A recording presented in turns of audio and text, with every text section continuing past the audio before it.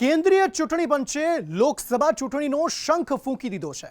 આ સાથે દુનિયાની સૌથી મોટી ચૂંટણી પ્રક્રિયાનો પણ પ્રારંભ થઈ ગયો છે। લોકસભાની ચૂંટણી 7 તબક્કામાં યોજાવાની છે, જેમાં મતદાન 19 એપ્રિલથી શરૂ થઈને 1 મે સુધી થશે। તો લોકસભા સાથે 4 સ્ટેટની વિધાનસભા ચૂંટણી પણ થશે અને તેની સાથે જુદા જુદા રાજ્યોની 26 બેઠકો માટે પેટા ચૂંટણી પણ થશે। ક્યાં કઈ તારીખે થશે ચૂંટણી અને તેના પરિણામો ક્યારે આવશે, જોઈએ આ રિપોર્ટમાં। ભારત દુનિયાની સૌથી મોટી લોકશાહી છે, જ્યાં ચૂંટણીને એક પર્વ ગણવામાં આવે છે અને આખા દેશને તેના પર ગર્વ છે। ત્યારે હવે 2024ની લોકસભા ચૂંટણીનો શંખ ફૂંકાઈ ચૂક્યો છે। આ શંખ ફૂંકાતાની સાથે દુનિયાની સૌથી મોટી ચૂંટણી પ્રક્રિયાનો પ્રારંભ પણ થઈ ગયો છે, જેમાં 97 કરોડ મતદાતા હશે, જે 10.5 લાખ મત કેન્દ્રોમાં 1.5 કરોડ પોલિંગ અધિકારીની હાજરીમાં 55 લાખ ઈવીએમ મશીનનો ઉપયોગ કરી પોતાના મતાધિકારનો ઉપયોગ કરશે। તો સમગ્ર પ્રક્રિયા દરમિયાન 4 લાખ જેટલી ગાડીઓનો પણ ઉપયોગ કરવામાં આવશે। વાત કરીએ 2024ના રણ સંગ્રામની, તો ગત ચૂંટણીના જેમ આ વખતે પણ 543 બેઠક પર 7 તબક્કામાં ચૂંટણી થવાની છે। પહેલા તબક્કામાં 102 જેટલી બેઠકો પર 19 એપ્રિલના રોજ મતદાન થશે, જેમાં અરુણાચલ, આસામ, બિહાર, છત્તીસગઢ, મધ્યપ્રદેશ, મહારાષ્ટ્ર, મણિપુર, મેઘાલય, મિઝોરમ, નાગાલેન્ડ, રાજસ્થાન, સિક્કિમ, તમિલનાડુ, ત્રિપુરા, ઉત્તર પ્રદેશ, ઉત્તરાખંડ, પશ્ચિમ બંગાળ, અંદમાન નિકોબાર, જમ્મુ કાશ્મીર, લક્ષદ્વીપ અને પુડુચેરીની બેઠક પર મતદાન થશે। જ્યારે બીજા તબક્કામાં 26 એપ્રિલે 89 બેઠકો પર મતદાન થશે, જેમાં આસામ, બિહાર, છત્તીસગઢ, કર્ણાટક, કેરળ, મધ્યપ્રદેશ, મહારાષ્ટ્ર, મણિપુર, રાજસ્થાન, ત્રિપુરા, પશ્ચિમ બંગાળ અને જમ્મુ કાશ્મીરની કેટલીક બેઠકો પર મતદાન થશે।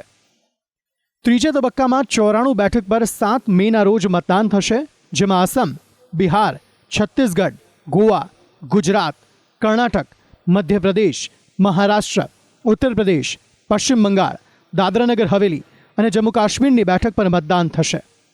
ચોથા તબક્કામાં 96 બેઠકો પર 13 મેના રોજ મતદાન થશે, જેમાં આંધ્રપ્રદેશ, બિહાર, ઝારખંડ, મધ્યપ્રદેશ, મહારાષ્ટ્ર, ઓડિશા, તેલંગાણા, યુપી, પશ્ચિમ બંગાળ, જમ્મુ કાશ્મીરની એક બેઠક પર મતદાન થશે।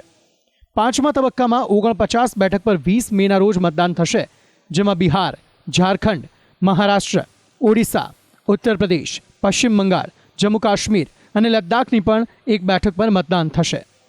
છઠ્ઠા તબક્કાની વાત કરીએ તો તેમાં 57 બેઠકો પર 25 મેના રોજ મતદાન થશે, જેમાં બિહાર, હરિયાણા, ઝારખંડ, ઓડિશા, યુપી, પશ્ચિમ બંગાળ અને દિલ્હીની બેઠકો પર મતદાન થશે। સાતમા અને અંતિમ તબક્કાની વાત કરીએ તો 57 બેઠકો પર 1 જૂનના રોજ મતદાન થશે, જેમાં બિહાર, હિમાચલ, ઝારખંડ, ઓડિશા, પંજાબ, યુપી, પશ્ચિમ બંગાળ અને ચંદીગઢની બેઠક માટે મતદાન થશે। મહત્વનું છે કે આ સાથે 4 જેટલી વિધાનસભાની ચૂંટણીઓ પણ યોજાવાની છે, જેમાં આંધ્રપ્રદેશની ચૂંટણીમાં 13 મેના રોજ એટલે કે ચોથા તબક્કામાં તેનું મતદાન થશે, જ્યારે અરુણાચલ પ્રદેશ 19 એપ્રિલના રોજ એટલે પહેલા તબક્કામાં મતદાન થશે। સિક્કિમમાં પણ 19 એપ્રિલે એટલે કે પહેલા તબક્કામાં જ મતદાન થશે, જ્યારે ઓડિશા વિધાનસભાની ચૂંટણી 4 તબક્કામાં થશે।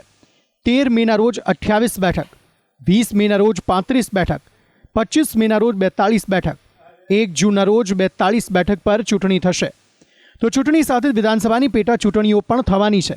જુદા જુદા રાજ્યની કુલ 26 વિધાનસભા બેઠક પર પેટા ચૂંટણી થવાની છે, જેમાં ગુજરાતની 6માંથી 5 બેઠકોનો સમાવેશ થાય છે। ગુજરાતની વિજાપુર, ખંભાત, વાઘોડિયા, માણાવદર અને પોરબંદર બેઠક પર ત્રીજા તબક્કામાં ચૂંટણી યોજાશે, એટલે કે લોકસભાની સાથે જ વિધાનસભાની પેટા ચૂંટણીનું પણ મતદાન થશે। વિસાવદર બેઠકનો મામલો હાઈકોર્ટમાં પેન્ડિંગ હોવાથી તેની ચૂંટણી જાહેર નથી થઈ, પરંતુ જો તેના પર કોઈ નિર્ણય આવી જાય છે તો તેની જાહેરાત પણ થઈ શકે તેમ છે।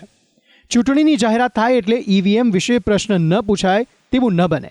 ચૂંટણીની જાહેરાત બાદ ઈવીએમ પર પ્રશ્ન પૂછાતા મુખ્ય ચૂંટણી કમિશનરે તેનો શાયરાના અંદાજમાં જવાબ આપ્યો હતો। अधूरी हसरतों का इल्जाम हर बार हम पर लगाना ठीक नहीं। ये ईवीएम कह रही है, मैं नहीं कह रहा हूं। अधूरी हसरतों का इल्जाम हर बार हम पे लगाना ठीक नहीं। वफा खुद से नहीं होती, खता ईवीएम की कहते हो। ચૂંટણીની જાહેરાત બાદ ગુજરાતમાં પણ જુદી જુદી પાર્ટીઓના પ્રમુખોની પ્રતિક્રિયા સામે આવી છે, જેઓ પોતપોતાની રીતે તૈયારી અને જીતનો આશાવાદ વ્યક્ત કરી રહ્યા છે. અમે આ વખતનો જે ટાર્ગેટ ગુજરાત ભારતીય જનતા પાર્ટીના કાર્યકર્તાઓએ જે ટાર્ગેટ લીધું છે કે 26 સીટ ત્રીજી વાર ગુજરાત ભારતીય જનતા પાર્ટીના કાર્યકર્તાઓ હેટ્રિક કરે. આદરણીય પ્રધાનમંત્રી મોદી સાહેબ પણ પ્રધાનમંત્રી બનવા માટે ત્રીજી વાર જઈ રહ્યા છે, એટલે કે હેટ્રિક કરવા જઈ રહ્યા છે. ત્યારે ગુજરાત પણ એમના જ પગલે ચાલીને ગુજરાતમાં પણ હેટ્રિક કરશે અને દરેક સીટનો 5 લાખનો જીતવાનો ટાર્ગેટ આપ્યો. લોકશાહીમાં ચૂંટણી છે એ પણ એક પવિત્ર પર્વ છે. આખરે લોકોના હાથમાં સત્તા છે કે શાસન કોને આપવું. આજે ચૂંટણી પંચે 7 ફેઝમાં દેશની લોકસભાની અને 5 રાજ્યોની ચૂંટણીઓની જાહેરાત કરી છે. મને મારા પક્ષ વતી ચૂંટણીની થયેલી જાહેરાતોને આવકારતા ખૂબ આનંદ થાય. શીર્ષ નેતૃત્વના આદેશના પગલે, ઇન્ડિયા ગઠબંધનના આદેશના પગલે અમને જે પણ મળી 2 સીટ મળી છે. એમાં 2 સીટ અને 24 ઉપર અમારા એક કાર્યકર્તા છે મજબૂતાઈથી કોંગ્રેસની સાથે પણ રહેશે. એ જ રીતે 2 સીટો અમને મળી છે, એમાં કોંગ્રેસના કાર્યકર્તાઓ પણ સાથે રહેશે. અમારો ઉદ્દેશ્ય છે લોકશાહી બચાવવી, કારણ કે સ્વાભાવિક છે કે અત્યારે લોકતંત્રની હત્યા જ્યારે ખુલ્લેઆમ થઈ રહી હોય. ચંદીગઢમાં પણ આપણે જોયું હશે કે માત્ર 36 વોટમાં પણ જો આ ધાંધલી કરતા હોય, સુપ્રીમ કોર્ટ સુધી જો મેયર ડિક્લેર કરતું હોય, તો આ ભાજપ 90 કરોડમાં શું કરશે મતદારોમાં. અને એટલા માટે અમારે દેશ બચાવવા માટે એક થવું પડ્યું છે અને અમે મજબૂતાઈથી 26 સીટ ઉપર લડીશું. હાલ તો ચૂંટણીનો શંખ ફૂંકાઈ ગયો છે. તારીખોની જાહેરાત પણ થઈ ગઈ છે. જુદા જુદા તબક્કામાં લોકસભાની ચૂંટણી, વિધાનસભાની ચૂંટણી અને પેટા ચૂંટણી થવાની છે. પરંતુ બધી ચૂંટણીનું પરિણામ એક જ દિવસે એટલે કે 4 જૂનના રોજ આવવાનું છે. બ્યુરો રિપોર્ટ, સંદેશ ન્યૂઝ.